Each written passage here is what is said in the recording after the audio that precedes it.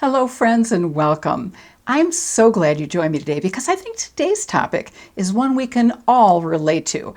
The many things that we've read and heard that we should and shouldn't do regarding the makeup we use after 50.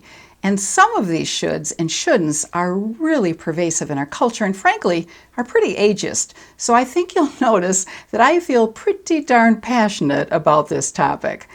I want to thank Marlena Stell, who's the founder and CEO of Makeup Geek, for first broaching this topic in a YouTube video that she did this past October. And I've put a link to it below in the description box under Show More. When I watched this video, I just wanted to stand up and cheer. I totally agree with all she said, and I've added several additional myths as well, which I'll talk about today. I've also put a link to videos that I've done on almost all of the topics that I'll soon be touching on in this video, so be sure to check out these additional video links in the description box. But before we launch into this topic, I first want to welcome those of you who are here for the very first time, and I also want to thank those of you who are returning. For those of you who are new, the mission of this channel is to provide makeup tips, techniques, and product information specifically geared for those of us who are over 50. We all know that the face we saw in the mirror 30 years ago has undergone just a few changes. So our makeup techniques, our strategies, and products also need to evolve. And as a professional makeup artist who specializes in helping those of us over 50, I love sharing the techniques, the strategies, and the products that do work for us now. So if the mission of this channel sounds like it's a good match for you, I do hope you'll join our wonderful family of subscribers before you leave today. Now, without further ado, let's address today's topic, the 8 lies and myths that we've been told and might believe about makeup after the age of 50. First, let's talk about our eyes, because we all know that we probably see this area change the very most over the years. We've most likely all heard, read, or thought that we shouldn't even wear eyeshadow after 50 because we have hooded or crepey eyes. Now this one is so wrong on several counts because eyeshadow not only makes our eyes look bigger, but also better. With the right techniques, we can camouflage a hooded and textured eye. I'm going to go ahead and remove the eye makeup on one of my eyes to show you what I mean. After all, a picture is worth 1,000 words, right? And remove the makeup on this eye and try not to remove my eyebrow makeup. So let's go ahead and zoom in so you can get a good close-up look of both of my eyes, the one with makeup and the one without makeup.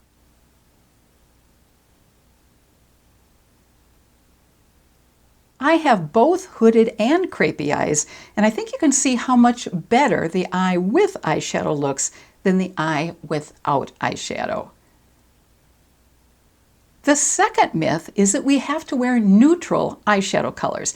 Now that's similar to the myth we hear about clothing, that we should only wear black or brown or dark gray as we get older. Frankly, how boring. There's certainly absolutely nothing wrong with wearing neutral makeup or clothing. In fact, I love it, and I was wearing neutral makeup today. Neutral colors can and do look beautiful, but color can also work beautifully. In fact, wearing eyeshadow that is a complementary color to our eye color can really highlight our eyes and look stunning. And wearing colorful eye makeup can bring us joy. It can make us smile, it can make us feel better, and frankly, it can be just plain fun. It can even be therapeutic. In fact, I want to share with you a comment that I received from a viewer. She said, "I'm so glad to see that you feature colorful eyeshadow palettes for mature women. I'm in my late 40s and I have started experimenting with colorful eyeshadows only recently. I'm working on trying to feel less self-conscious when I go out in public because the vibrant colors that I'm so drawn to bring me so much joy. Plus, it feels great to explore the more creative side of my personality." I could not have said it better.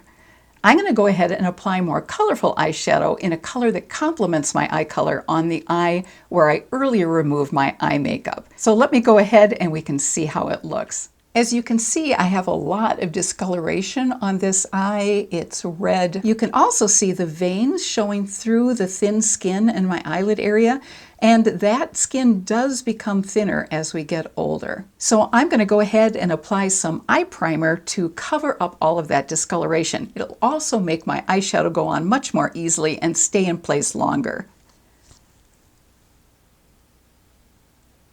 This is my all-time favorite eye primer from Urban Decay called Eye Primer Potion, and it's in the color Eden. Now, frankly, just in the last few weeks, I've tried a couple new eye primers. I like them, but for several reasons, which I'll talk about in a future video, I really like this eye primer better. Let's take a closer look so you can see what that eye primer does for my eye. It's definitely covered up the discoloration that we saw earlier, and it's also brightened up my entire eye area. Now I'm applying a lighter color on my eyelid, which will really help the eyes look bigger.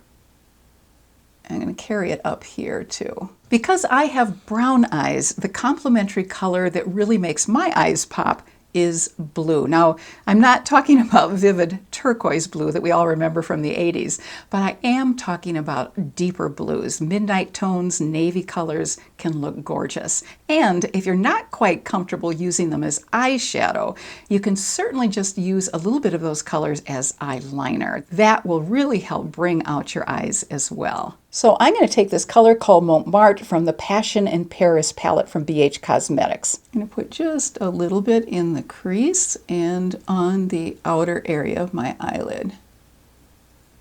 And I want to make sure to get it all the way into that crease area, so I'm going to lift this skin a little bit. Now, as you can see, this is really highly pigmented, so I probably put on a little bit too much, so I'm going to go ahead and blend it out, and that will really disperse the color to make it look lighter. As you can see, blending makes a world of difference. In the crease area, I'm going to put a little bit of this color called Notre Dame.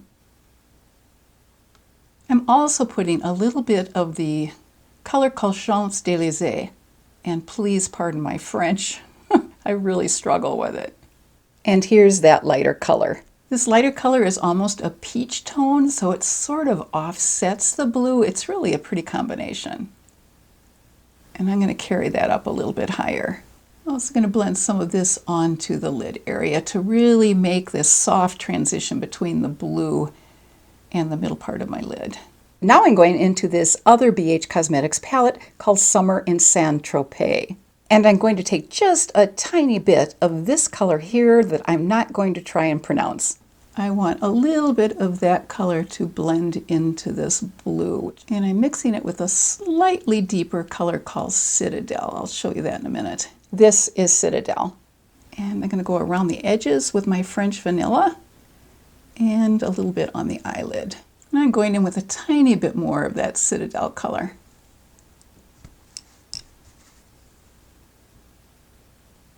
So as you can see, there's a fairly light wash of blue just on the outer part of this eye and on the outer part of the lid. If stepping away from wearing neutrals is a little outside your comfort zone, which would certainly be understandable, but you might like to at least dip your toe into color, be sure to check out the video that I've linked in the description box titled 4 Tips on How to Make Colorful Eyeshadow Wearable. The third myth is that we should no longer even bother with eyeliner because it's just too difficult to apply. Well, I will agree that eyeliner application can be a little bit more challenging than it used to be when we had tauter eyelids.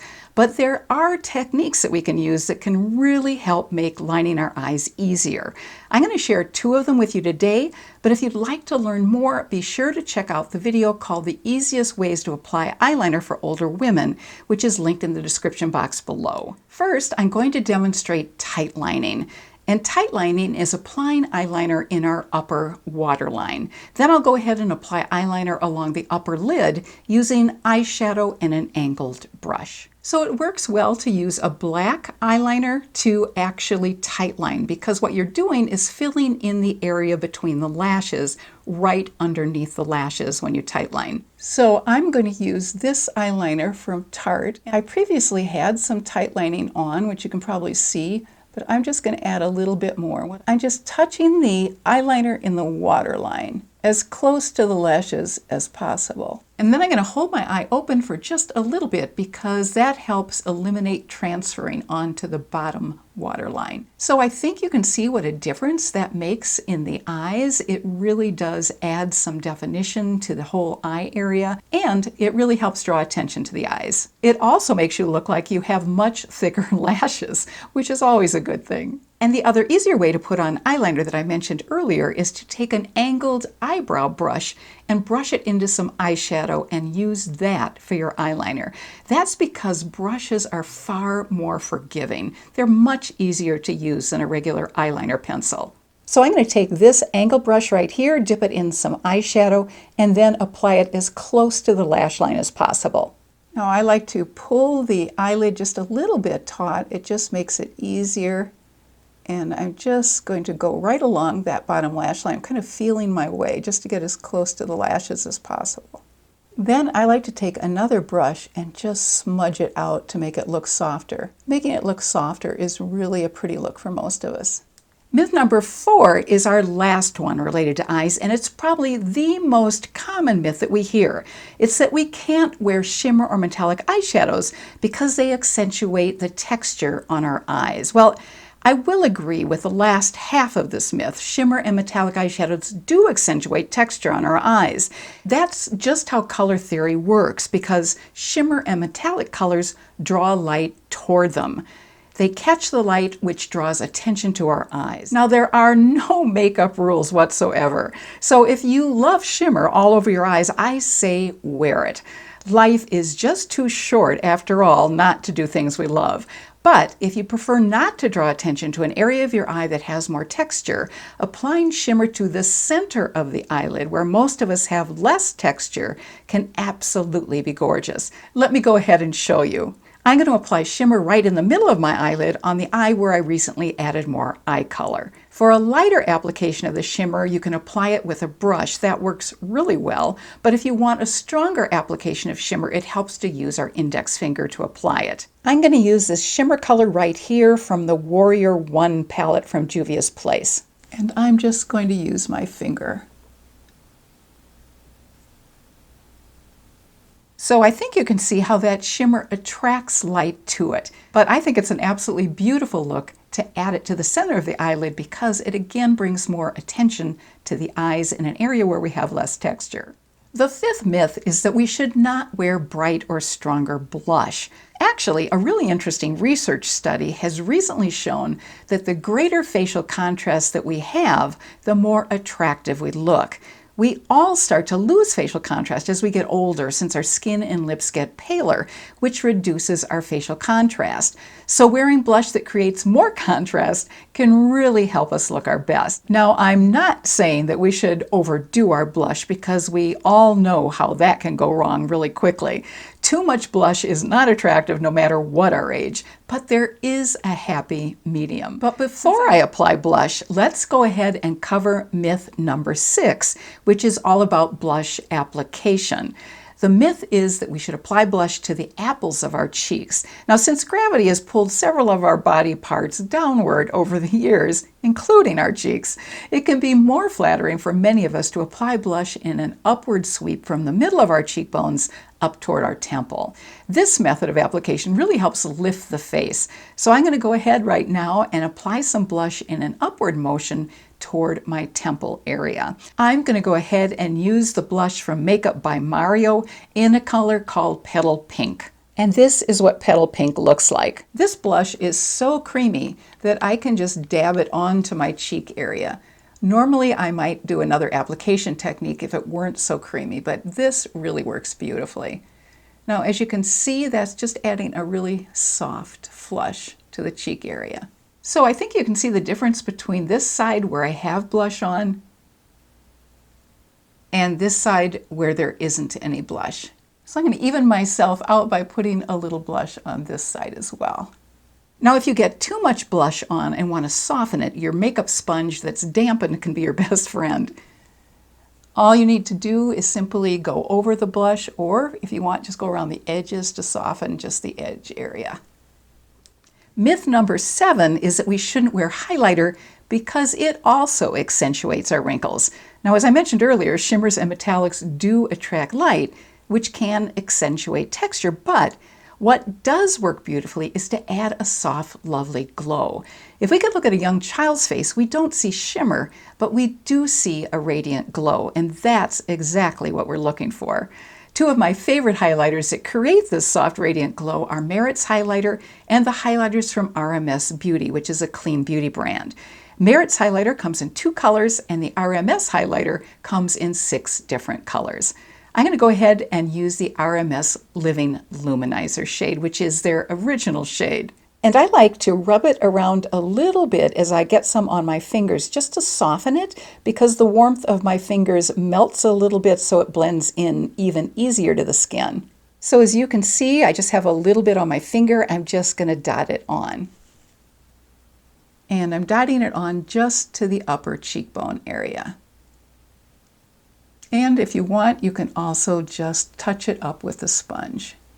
Or you can apply it with a sponge. And as I think you can see, this does just add a lovely glow. And I'm going to go ahead and add a little bit on the side without, so I match.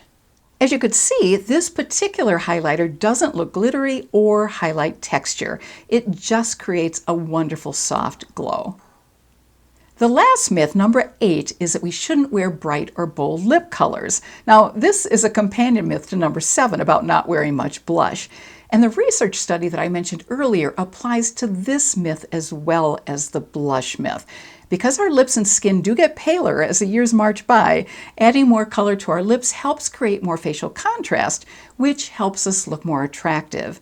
Nude lip colors, on the other hand, tend to wash us out, and that's exactly what we don't want. So as you can see, I certainly have a bold color on my lips, and I'm going to remove this lip color so you can see what I look like without this contrast. So as you can see, without the contrasting lip color, basically everything just sort of fades together in this part of the face. I hope you found this video interesting and helpful, and if so, please hit that thumbs up like button and subscribe if you haven't already done so. Since we hear so often about things we shouldn't do as we get older, I'd love to hear in the comments section below your thoughts on anything we should do as we get older.